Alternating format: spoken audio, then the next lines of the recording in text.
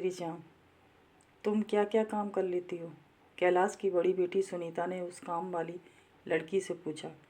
सुनीता रामपुर से अपने बाबूजी का हालचाल जानने के लिए यहाँ आई थी।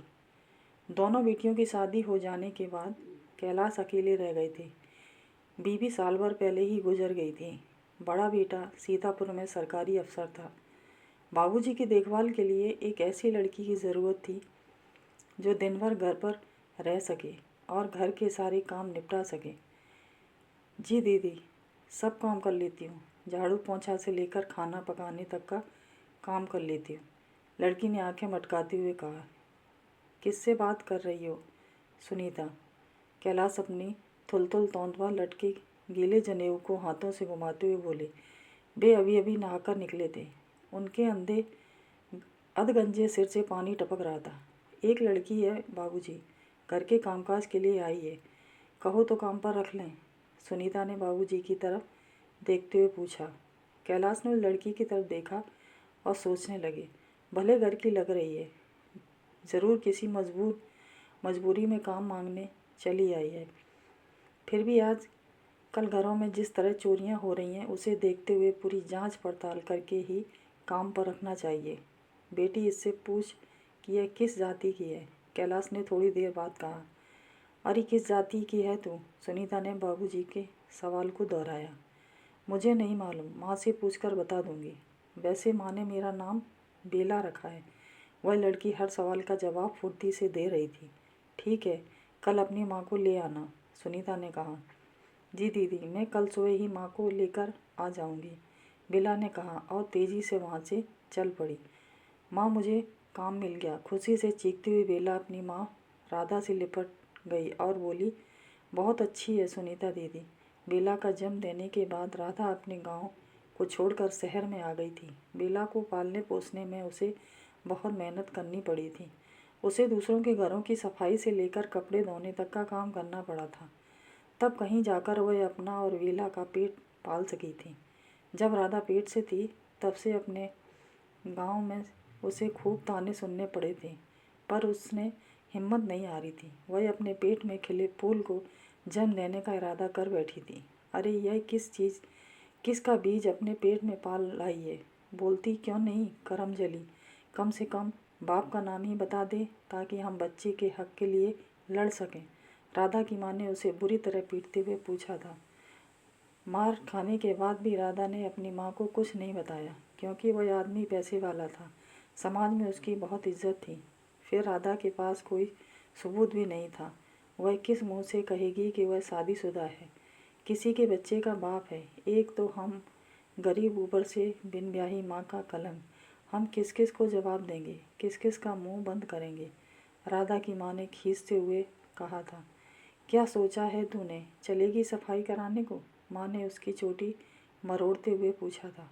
नहीं माँ, कहीं नहीं जाऊंगी, मैं इस बच्चे को जन्म दूंगी। चाहो तो तुम लोग मुझे जान से मार दो, पर जीते जी मैं इस बेकसूर की हत्या नहीं होने दूंगी, राधा ने रोते हुए अपनी माँ से कहा था।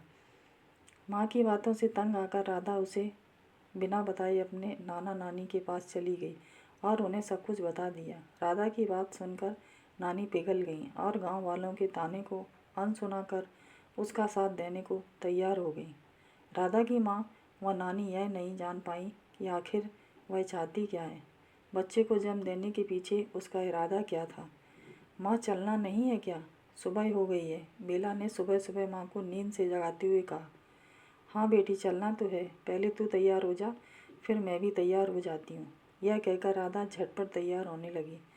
सुनीता ने दरवाज़ा खोलकर उन दोनों को भीतर बुला लिया। कैलाश अभी तक सो रहे थे। तो तुम बेला की माँ हो? सुनीता ने राधा की ओर देखते हुए पूछा। जी मालकिन, हम ही हैं, राधा ने जवाब दिया। तुम्हारी बेटी समझदार तो लगती है, वैसे घर का सारा काम कर लेती है ना? राधा ने फ़ौरन जवाब दिया। बिल्कुल मालकिन, मैंने इसे सारा काम सिखा रखा है। तो ठीक है, रख लेते हैं, सारा दिन यहीं रहा करेगी, रात को भले ही अपने घर चली जाए। सुनीता ने बेला को हर महीने 500 रुपये देने की बात तय कर ली। कौन आया है बेटी सुबह सुबह? किससे बात कर रही हो? कैलाश जमाई लेकर उठते हुए बोले। कोई नहीं बाबूजी, काम वाली लड़की आई है, उसी से बात कर रही थी, सुनीता ने जवाब दिया। कैलाश बाहर निकले तो राधा के लंबा सा घूंघट निकालने पर सुनीता को अजीब सा लगा। अच्छा तो हम चलते हैं, राधा उठते हुए बोली।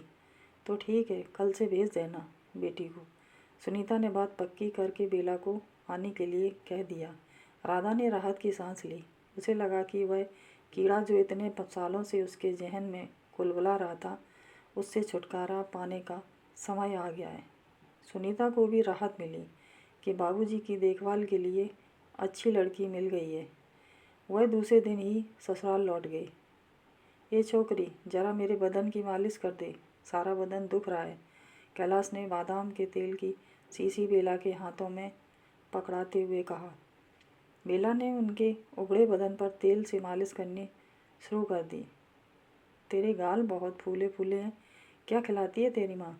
कैलाश ने अकेलेपन का फ़ायदा उठाते हुए पूछा। माँ, बेला ने चीख कर अपनी माँ को आवाज़ दी। राधा वहीं थी। शर्म करो कैलाश, राधा ने जोर से दरवाज़ा खोलते हुए कहा। अपनी ही बेटी के साथ कुकर्म। बेटी, हट वहाँ से, राधा बोलती रही। हाँ कैलाश, बरसों पहले जो कुकर्म तुमने मेरे साथ किया था, उसी का नतीजा है यह बेला। तुमने सोचा होगा कि राधा चुप बैठ गई होगी, पर मैं चुप नहीं बैठी थी। मैंने इसे जन्म देकर तुम तक पहुंचाया है। यह मेरी सोची समझी चाल थी, ताकि तुम्हारी बेटी भी तुम्हारी करतूत को अपनी आंखों से देख सके।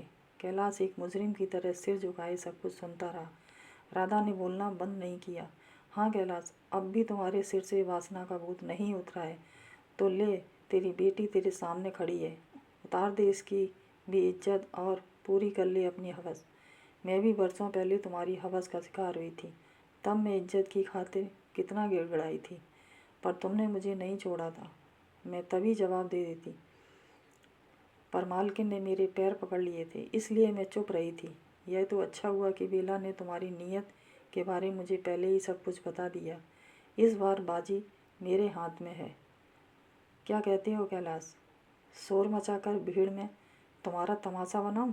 राधा सुध-बुध खो बैठी थी और लगातार बोले जा रही थी। कैलाश की अक्ल मानो जवाब दे गई थी।